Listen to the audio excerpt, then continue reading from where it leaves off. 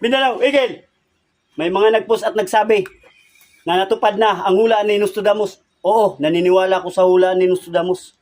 Pero hindi siya ang tao na magbibigay sa atin ng dangal sa bansang Pilipinas. 3 taon nakaupo.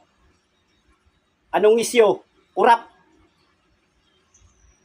Madaming mga opisyal nakaupo na magnanakaw ng pera ng taong bayan. Ultimo pagkain namin, tinitipid namin para lang may pangbayad ng tax.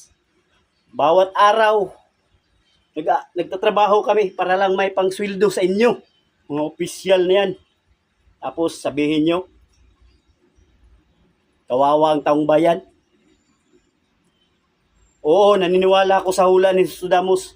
Pero hintayin nyo, ang anak ng agila, magdadala siya ng kapayapaan dito sa bansang Pilipinas. Panahon na. Para ang Mindanao naman, mamuno sa bansang Pilipinas. Tatak! Bisaya ni Bay.